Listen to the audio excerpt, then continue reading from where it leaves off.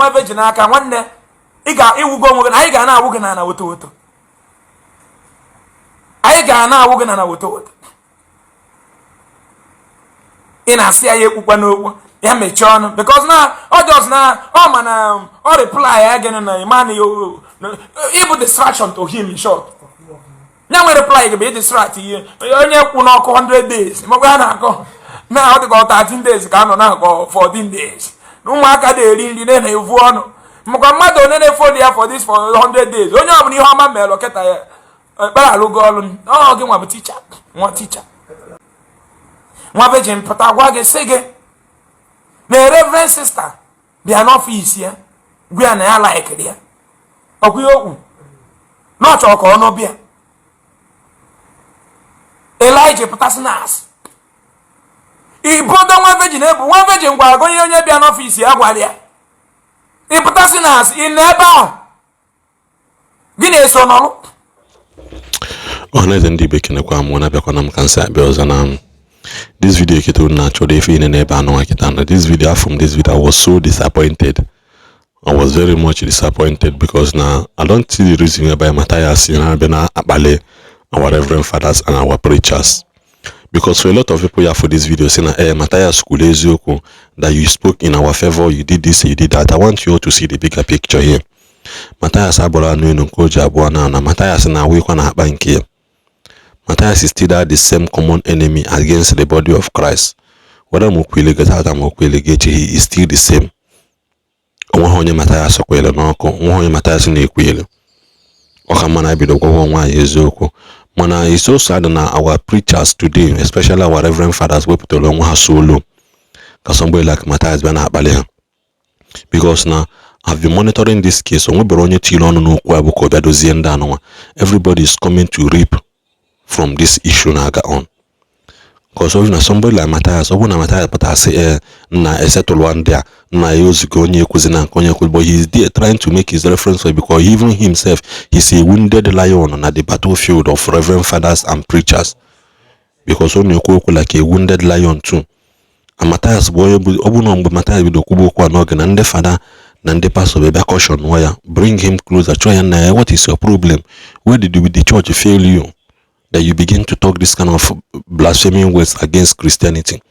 Because you cannot speak it against Muslim. The energy Mathias in the Christianity by only and Sabu Muslim. A lot of people now convert to Muslim now by Mathias if we. So don't see this video as a form of imogona Mathias in a kujonya. Man, the truth remains the truth that our reverend fathers brought themselves so low to be disgraced and to be ridiculed by Mathias Ezeaku. That is the truth. So the end of this video, in the nature, subscribe, and also don't forget to drop your comment in the comment section. Bye bye now.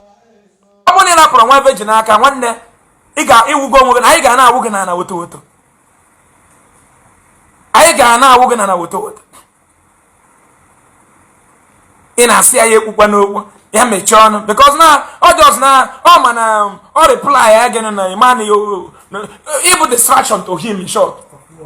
Ya nwere reply gị bụ distract ihe onye kwụ n'ọkụ 100 days makwa ya na-akọ na ọ dịka 13 days ka anọ na-akọ 14 days na ụmụaka na-eri nri na-evu ọnụ makwa mmadụ onye na-efo ya for 100 days onye ọbụla ihe ọma mere oketa ya ekpere alụgo ọrụ ọ gị nwa bụ ticha nwa ticha nwa virgin pụta gwa gị sị gị na reverend sister bịa n'ọfịs ya gwa ya na ya laikiri ya ọkwa ihe okwu na ọ chọrọ ka ọ nọ bịa Elijah pụtasị na asị ibodo nwa virgin ebu nwa virgin gwara gị onye bịa n'ọfịs ya gwara ya ịpụtasị na asị ị na ebe ahụ gị na-eso n'ọrụ na gị na nwa virgin bi kedu ụdị anya ọfụ bụ ihe nke biko gị na nwa virgin anọ n'ọfịs ahụ ngwanụ ebe ọ n'ịbụ onye amụma pụtara kpọọ nwa virgin afọ agwụ ya na-asị o mekwa ihe mere na ihe mere mbọsị reverend sister abịa na ebe ọ na-egba afa the sister ịgwachara okwusi ya reply kwanago okwu a na ọ reply okwu ịgba penalty nwa Elijah ya agbaghị penalty taa n'isi. So Buhari nwere Elijah Enugu amon Buhari pụtara ba agba na social media ị na-ewetara nwa virgin ọnụ ịma na agwa gị na anyị ukwu na-enwere nwa virgin maka na asị na nwata akpa nkụ ka ibu ya asị na ọkpa na aja ọfịa nwa virgin akpago nkụ ka nke gị nwanne m nwanne scam gị bụgo gị nwa Elijah Enugu number 1 scammer mma enye chunu pattern oja scam gwazie na otu nwa virgin sizi beat ya hands down ihetago nwa bro Elijah to that man ụjọ very heartless man Elijah Enugu ị na-abara nwa virgin mba maka na na-promote onwe ya business ya na-ekwu ya member ya na like ime ọnụ onwe ndị na-abịa adoration nwa virgin because na nwa virgin anụbeghị nwaanyị ka ha mara ma Jesus a ga-eme ka nwa virgin mee gịnị n'ọfa yes nwa virgin pụta gwa gị sị gị na reverend sister bịa n'ọfịs ya gwa ya na ya like ya ọkwa ihe okwu na ọ chọrọ ka ọ nọbịa Elijah pụtasị na asị ibodo nwa virgin ebu nwa virgin gwara gị onye bịa n'ọfịs ya gwara ya ịpụtasị na asị ị na ebe ahụ gị na-eso n'ọrụ na gị na nwa virgin bi kedu ụdị anya ụfụ bụ ihe ka biko gị na nwa virgin anọ n'ọfịs ahụ ngwanụ ebe ọ na ịbụ onye amụma pụtara kpọọ nwa virgin afọ agwụ ya na-asị o mekwa ihe mere na ihe mere mbọsị reverend sister abịa na ebe ọ na-ekpe afa the sister ịgwacha okwusi ya reply kwanago okwu a na ọ reply okwu ịgba penalty nwa Elijah ya agbaghị penalty taa n'isi ebe nọ ka nwa virgin si rigolu tọpụzie ịghọtago bụrụzie nọmba 1 ndị na-eri eri nke ikpeazụ a na ọ na-afụsịgo ụfụ n'obi maka na ịma na 85% of customer ga anago ncha anago understand ịma na 85% of customer ga emego gịnị anago now it's na virgin now na-egene ntị ụmụnne m isi na nwa virgin bụ onye okwu asị ka anyị werezie ya ofu na ihe mere nwa virgin onye okwu asị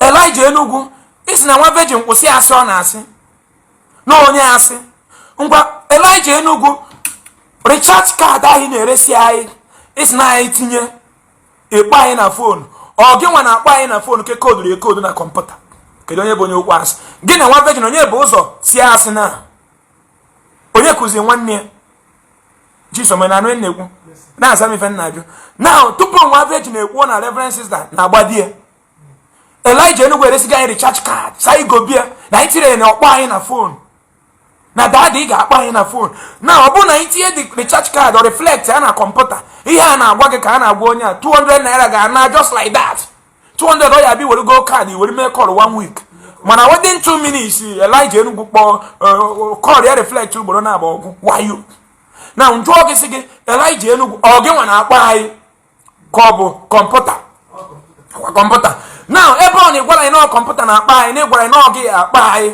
gị na nwa baby virgin onye ka dị holy ana m ajụ gị Elijah Enugu ajụọ m gị ọzọ gị na nwa virgin onye ka dị holy ebe ọ na mgbe ibidolu nke gị nwa virgin mgbe anụ abịara afa nwa virgin o ị na-eresa anyị recharge card n'ihi akpa anyị wanyị na anyị etolitego gị manual kọmputa na akpa anyị na ọ bụla gị wee jụọ gị asị anyị sịrị anyị na nwa virgin si na sister si ka agbadie kedu onye asị nke ya ka dị legit kedu onye nke eyitere eziokwu ọ nke nwa virgin bụ eziokwu because na gị na nwa virgin ọ dị possible yes I'm a one reverend sister the same thing with me but nje eme charity na hospital ebe ọ na-arụ ọrụ ọtọ na ịkpọ m na phone everyday ọ na-agba anaka na chini chaplet eme holy ha wish no na manu be nwaanyị mgbe ahụ ọ bụrụ ka m magori fe like this mmemeri ebere mmemeri ebere mpa no ọ bụ na manu ha nwaanyị den mara oyi foto amụma ka m jam reverend sister nke ahụ ihe nkari ime ya bụ daize eti aba woto maka m ewere iwe sef pịa ya apịa ma meri ebere because now ndị dị mma chikwu oke abịa ma nyere anyị bụ ụmụ nwoke ka ndị Europe ji pakeji ebe ahụ ụfọdụ na-akpụ ebu ụfọdụ were na service ndị fada yọta ka anyị na-ekwu eziokwu anyị ga-ama nwa bebi virgin na Elijah Enugu onye kabụrụ ezigbo mmadụ kabụ onye bụ ajọ mmadụ onye ka egwu wayo. Let's tell ourselves the truth. Now ịpụta na agba nwa bebi virgin tako nọ na-asị kedu onye bụ Emeka ị bịa na-asa anyị eburu batrị anyị nwa virgin pụta ọsị kedu onye bụ Emeka isi anyị ọ na ya mmadụ na-akpata n'ofu community na Emeka ka nkụ wee jụọ ogoke nwa virgin gwara ya onye bụ Emeka ịtakụlụ ọnya. Elijah Enugu ndị niile a na-ebuni wichi enu na adoration na ha agawa gị ije. Elijah nwere ebe nna gị gara ije enwere onye nkanụ gara ije dara ngwụlọ anyị mata na adoration oge enwere onye akpụ ugo gara ije dara ngwụlọ. Father of Arrange ị na-ewetara nwa virgin ọnụ maka na ọ kpakarịgo gị na nkụ. Ana m ajụ gị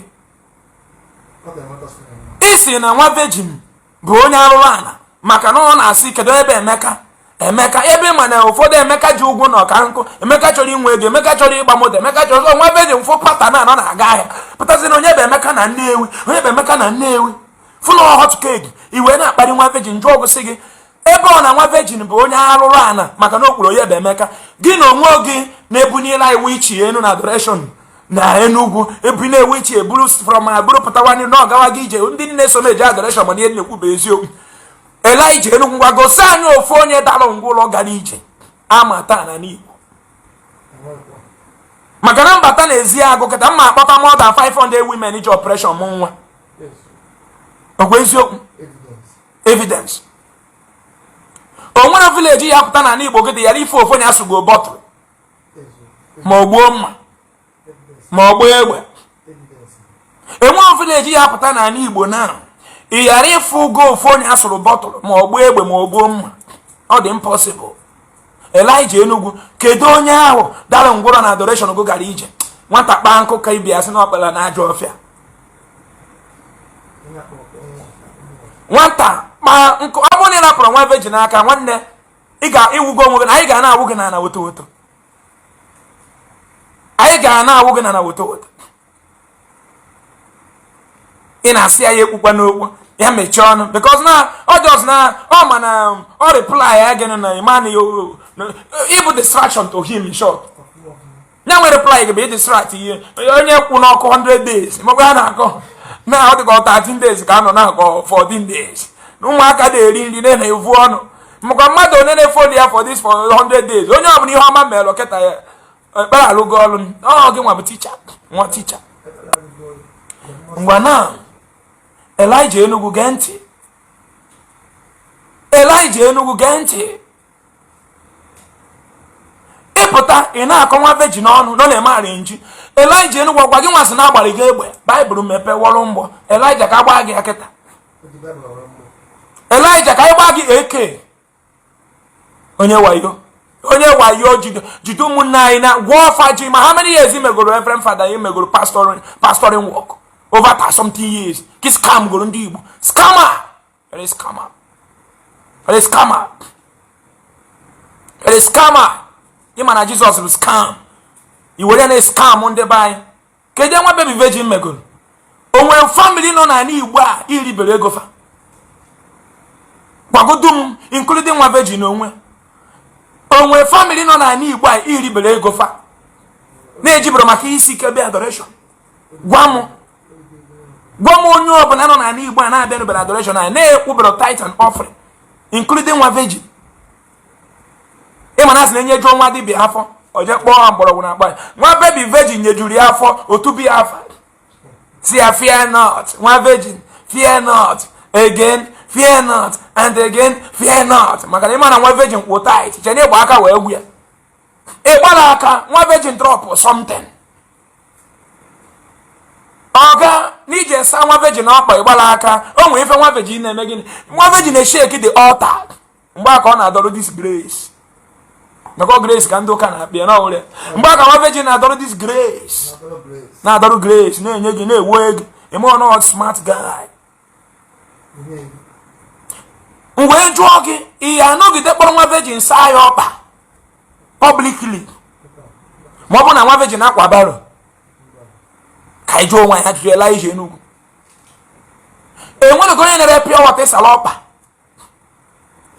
ana m ajụ gị Elijah Enugu enwere onye na-akwa baro ikwere ka ọ gbagote n'elu ọta gị maka na mgbe anyị na-eje na adoration ị na-asị from 5,000 gbagote n'elu ọta anyị akpọọ na line onye na-ere pure water ya eweta 5,000 ajụjụ ka nna ajụ onye wheelbarrow ya eweta 5,000 every week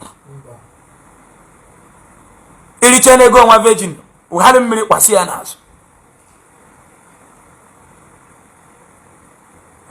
onye a na-enwezuru 50,000 na akaụntụ ị ga-ekwe ka ọ gbagote n'ọta ka ịsa ya ọkpa reason m ji ajụrụ ya na anọ m na adoration one day mbọsị isi ndị ga-enye 1 million pụta one boy wee gbagote n'ọta ijụọ ya kedụ ife ọ na-arụ ọsị gị na kọndọktọ kama na ya nwere ogwugwe na ya ga-akwụ dị 1 million isi ya mba n'iru ma ọ bụla na asị mmefu na-achịta imepe ọnụ ijeri ijere desi mba na ihe anyị chọrọ bụ ndị ezigbo ịsọ ya n'asụsụ bụ na iji awere ya ọsọ ọchị ihe anyị chọrọ 1 million ndị ezigbo wonu nọ ndị ezigbo ka anyị chọrọ anyị ezuzuru sị gị nọ ndị ezigbo ka anyị chọrọ the boy were ihe na gbatuo n'ọta ajọ ihe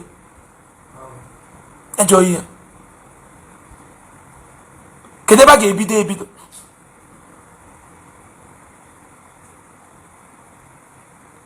ga-ebido ebido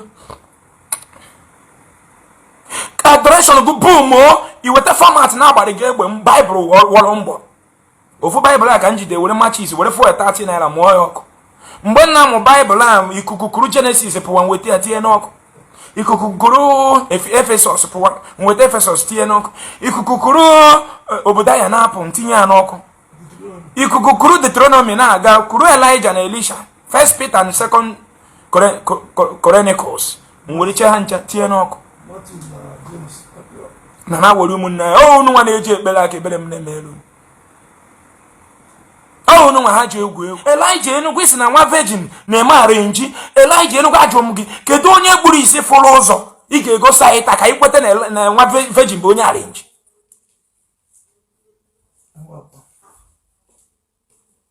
nwa virgin Israel nọ na-eme arenji Elijah Enugu kedu onye a dara ogbi kwuru okwu na adoration gị gosi anyị ka anyị kweta na nwa virgin na-eme arenji ịkpụrụ nwa virgin n'ọnụ ọ bụ na nwa virgin fụkata gị n'anya fụ ma ọ kpa ịzọ na n'anya reason because na ma na ọ tụrụ you ka ọ ga-esi mee gịnị rigolu ịmakwa na ise dị mụ na nwa virgin maka gị nwa yes na ọ maka Elijah Enugu ka mụ na nwa virgin ji isi okwu maka ise mụ na nwa virgin bụ na mgbe Chiedu nwa dike na-aya alụ eduru ya jere Elijah Enugu Elijah wụọ ya olive oil n'isi mfụ dị vidio gwa Elijah na ọwa ya oke igwuru ya na-ejiri olive oil agwọ leukemia the video gara viral mgbe na ọ bụrụ na etekro Chiedu nwa dike to India n'ihe na-eme ya blood cancer in the blood remove all the whole blood in him and transfuse another blood ọbara machiri nke ya transfuse ya back nwere onwe ya mkwụsị okwu a gwụọ na ọ bụrụ na eme ya within 2 months na ya ngwa nwa virgin fụ dị okwu wee kpọba m afa si mma kpọsịkwa na daadị ya afa na mkpọ daadị ya afa again n'oge egosi m another side of Christianity ọ ya sị mụ na nwa virgin makpọzi na Elijah Enugu afa na ọ daadị ya the video dị n'internet google onye if you like after this video I will share it nwa virgin si na mkpọ daadị ya afa again ogosi m another side of Christianity mgbe aka amabodo m onye nwa virgin bụ ndị mmadụ na-asendịrị m the video na send one page nyopụzie nwa virgin hey mfụ na nwa virgin bụ ekpere ma ọjọọ mbusi ya bomba to bombe nyezi mi efe nwa virgin bụ ahịa duobo okwere ojewe police station reality hit nwa virgin ụkpọrọ ya ọkpọ barista dee petition gị kpuo Ezeaku Ejiofor wuo ya na akwụkwọ ode Ezeaku Ejiofor dede ejewe force arapụ Ogidi division dị m nso nwunye m ya na-ebutere m nri ma nna ọ na sel arapụ zone 13 dị nso rapụ zone 9 nke dị n'Ụmụahịa ọgụ ya rapụ Tiger Base dị n'Owerri duru m tinye n'aeroplane duru m jewe ebe okwu na-agala ọnụ na Abuja ka Ezeaku fuo ndị Igbo wee bịa zọọ ka mmiri ndị polisi na-ajụ m boy you be governor for East and say, yes, I'm bigger than governor in the East. Because I have helped a lot of people, I have saved a lot of souls, and I'm fighting to liberate my people from religious bondage. The whole police member arrest, I converted all of them to believe in reality. And shall witness that the end will be assumed. Commissioner of police, my son, everything you are saying is true, but do your own. Allow them to do their own. That is what he told me. He know that man, he hit him here. Commissioner of police, he draw one bingo cause. See no one but police. Yeah, one virgin represent no one but police. Or draw one bingo. See, did this man insult you? Or see no?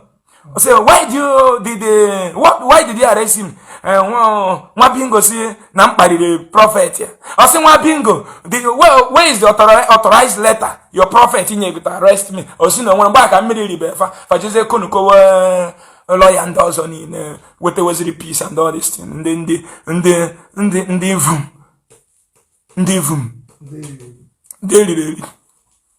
which I bet one virgin oko. Woya enye omi efe. Hey, amom na waveji akpago nu walu den. Mgbe mana, munwa me waveji nji toro oge ba na me ekpere. O munwa be Ezeaku. No na da si na potopoto na abo munwa be Ezeaku. Maka mgba ifu beti ebe ahụ na-eme ikpe potopoto mmiri zo ụmụ na ya na-agbari na mmiri. Na-ada na mmiri. Hey, na-ebu Davido. Na-akụsi nwa virgin. Na-akụsi ya. Onwe nke Aisha nwa virgin nwe lọkụ. Onwe nke o mere o ji onye Igbo ukwu wee mee. Wangel onye Igbo ukwu. O si ya na papa gị nwụrụ anwụ na ya na-agbago step. Papa gị nwụrụ anwụ bịakwute ya nya chọ ka ya kasta ya. O si ya mba na ebiko na ya bụrụ ajọ mmụọ na-egburu egbu na ya bịara ebe a maka na nwa ya nwaanyị na-abịa adoration na ọ chọrọ ka egbuo onwe ya. Nya jụọ eju oyi onye egburu gị. O si na ọnkụl ya. Kedu onye Igbo ukwu na ebe a papa ya nwụrụ anwụ dị girl pụta. Fụrịa? Arrange dị girl pụta. So papa ya nwụrụ anwụ misteri n'Igbo ukwu bịazie na ebe ị na-eme ekpere.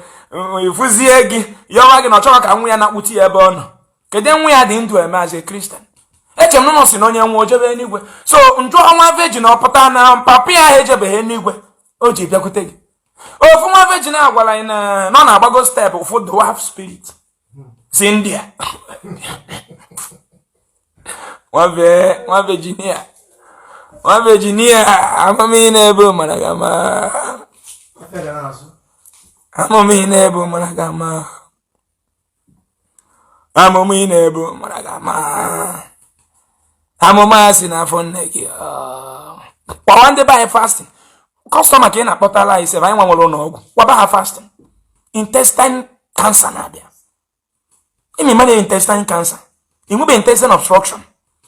Time ikwesị ịdị ndị eriri afọ ga straight che ije bụrụ na ị na-eme fasting onwe ofu kekọrọ ofu mistake na ofu eme otu a kpakọ ofu ọkpakọ ọgọkwe nke ọzọ ịkwụsị ịga toilet by then eme na gị poison.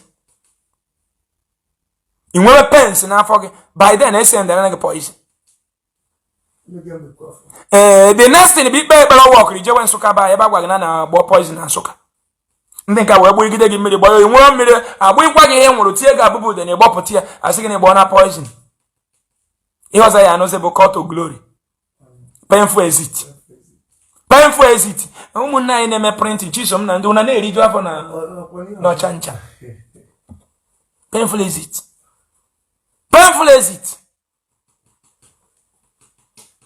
Enwere ihe dị iche pastors na bandit. Ọ bandit ka fabụ. Winch ndị amosu. Onwere ife ji gị dị mma n'ụwa na-abụrụ mmadụ gọọmenti. Ntụ ofu gị n'ụzọ were moto mpịagbuo gị. The same thing with you. Iche ifu ma echi were moto pịagbuo m nwụrụ. Ọgwụcha. Enwere mmụọ ga-asị moto gị stop. Enweghị is not done. Ndị gboo ji isi gị na ọ bụrụ na agwọ mere ihe o ji bụla agwọ nwaanyị were ya mee gịnị kee nkụ. What our ancestors do is they acknowledge their forefathers. Onye je gote akwa white na ebe na ọtọ na ọsị gị na ya bụ oke ibobo. Jee jụọ ndị bụ ihe bụ eze nwaanyị mgbe gboo. Ọ ihe onye ụfọdụ n'ime unu na-emekịta a na-eme eze nwaanyị. Ihe na-eme eze nwaanyị jee na mmiri na yọọ mgbere gbagagba ị na krokodil ya fụbe gị. bụrụ fanta ọ bụrụ ihe a ka ndị gboo ji mee eze nwaanyị jee gụọ the history ebe eze nwaanyị unu na-achụ ego ori unu na-achụ ị na-arụ ọrụ ị nwere ego ole ka ị nwere mbogo fọdekin m n'isi oge nwa bụ eze nwaanyị na-arụ ọrụ mmiri mpara fọdekin mbogo n'isi ị ga-ebunwu ya mbogo ya n'isi ga-ebunwu ya ị na-eje arụ ọrụ ụmụnne anyị ọrụ mmiri ihe eje chụ ife ya obi kuba na bụrụ ofu kọmpanị ebodo gị n'isi azụ eze nwaanyị ma ọ pasọ na-eme ekpere ị ga-ebudo nwe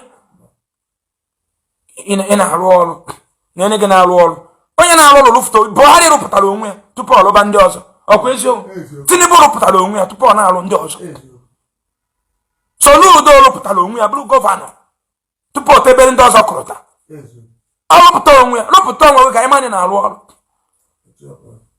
a na-awori unu agwa ngo nwee nsogbu ị nwere kpọọ mụ na I will give you advice what to do problem niile ị nwere achị m ya n'aka na oyihe ekpekwe nke mma agwa gị hapụ na ama ụgwọ onye na-achọ nwa kpọọ mụ I will advise you what to do ọ bụ na m fụ na ịma amụzi nwa ije gote nwa with the due process mgbe ị gotere nwa gị na ya bịa 2 years ọ bụrụgo nwa gị ri obi gị ka na-awọ gị ahụ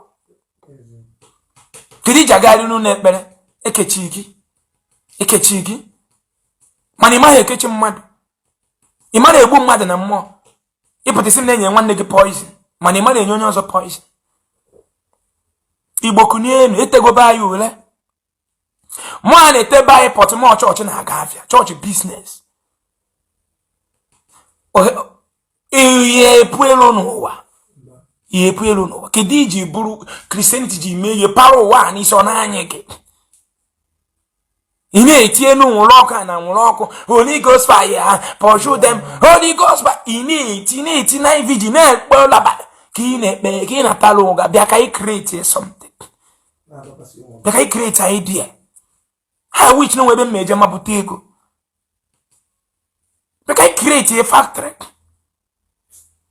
bịa ka ị create okporo ụzọ a na-adọrọ maka onweghị ihe ị chọrọ n'ụwa na-abụrụ normal life jegodo Holland gị fụ ụmụaka na beach ebe ha na-egwu mmiri nwa virgin na Elijah na-eje kịta oyiwe Elijah bụ na nwa virgin kazia nwee memba ịmakwa ego na-enyere nwa virgin last 100 days for ama how many billion ndị Amerịka kpọrọ afọ na ha nye nwa virgin iche na Elijah Enugu la ụra dadị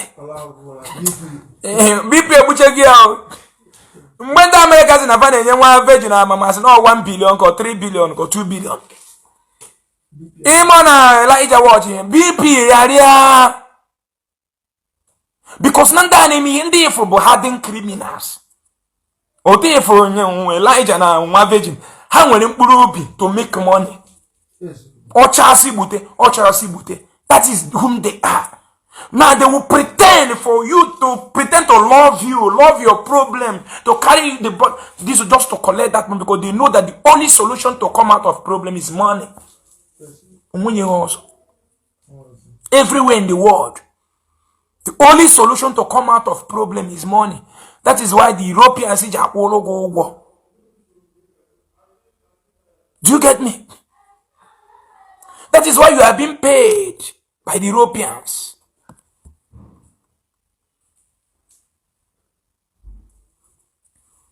But you wetere nwa baby virgin ọnụ. Kedu nwa virgin meworo urugoro ka ihe imelu? Nwa virgin eme arrange. Mana ịgwala anyị n'ikpere ekpere nwatakịrị nwụrụ anwụ ekunie ikuri etie n'okpuru ọta. Wee sebe achịcha n'enu achịcha. Oh Jesu, meno oga ha. Jesu nọ na Eucharist. Meno oga afa na na-agba mme. Ị na-agba mme na Eucharist. Wee zogbo mmadụ 14 na adoration oge. Nwere onye nke ikpe kpọrọ Jesu ka ọ kpọrọ ije chebere ya ha ncha. Nke ije nwere send a delegate. Eni efa ncha. Nwere onye kpelite. Ịrụrụ ka ụgba. Ịrụrụ arụ. Nwa virgin eme wayo, ọ na-eme miracle as fake miracle as you say, ọ na-eme arrange. Ị na-ajụ na eburu batara anyị. Mana ị mere arrange gwa anyị na Jesu nọ na Eucharist kpọlitere mmadụ n'ọnwụ na adoration. Wee zogbuzie mmadụ azogbu na adoration mmadụ 14. Ka afụla anya nke onye ọbụla na-ebe ama. Enwe onye ọbụla. One night TB Joshua on Lagos, he may go no spend just to seal that thing in man from the hands of the government and the media. Uno collapse so tibuo mmadụ kanko. Umi wenyi goro nwo weekend di bompa je no di uno collapse obu mu nai.